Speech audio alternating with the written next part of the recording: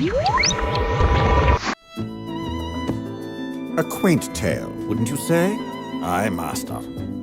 I think the time has come for us to pen the next chapter.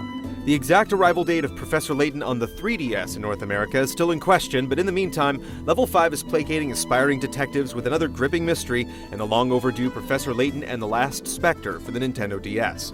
It's more of what you've come to expect from the series, weaving an intriguing story filled with clever puzzles for an experience that's one of a kind. Though it retreads familiar territory, Layton is still at the top of his game. Are you really Professor Layton? The Last Spectre is a prequel set in the years before the events of the Curious Village, where Layton was still a young aspiring professor making a name for himself. One day he receives a letter from an old friend asking for help saving a village from certain destruction at the hands of a supernatural monster. The tale reveals the origins of many of the series' mainstays, including Layton's partner, the boy wonder Luke. The plot isn't too abstruse or convoluted, and the characters draw you into a story that wraps up with the most emotional conclusion of the series. The game focuses on what Layton does best, intricate puzzles that drive the experience forward. While there are plenty of instances where puzzles are prompted by situations largely irrelevant to the plot, there are many brain teasers that tie directly into the context of your current predicament. It's these challenges that break from the standard delivery and require you to interact with your immediate environment that get you hooked. However, the vast majority of the puzzles still stick to the established formula. She did it. Shut it! The puzzles themselves are quite clever, and if things get too difficult, you can always spend hint coins on clues that point you in the right direction. Getting around the village to find new puzzles is also much easier with on-screen clues to direct you to your destination. You eventually even open up shortcuts for quick access to previous locales.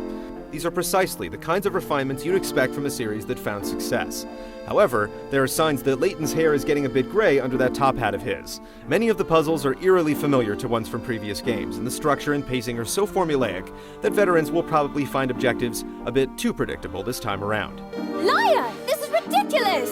Level 5 softens the blow with the inclusion of an entirely new RPG mode entitled London Life. The concept is basically Animal Crossing's premise meets Earthbound's visuals, so you can expect a lot of NPC interaction and remedial chores in hopes of obtaining wealth and popularity. Along with all the extra puzzles you can unlock in the post-game or via downloads, as well as the mini-games available in the story mode, you're certainly getting your money's worth.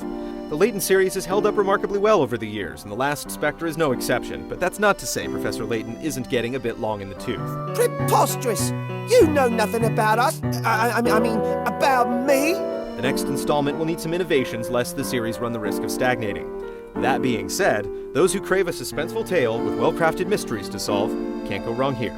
Helping a young lady like you is the duty of every gentleman. Have a lovely day.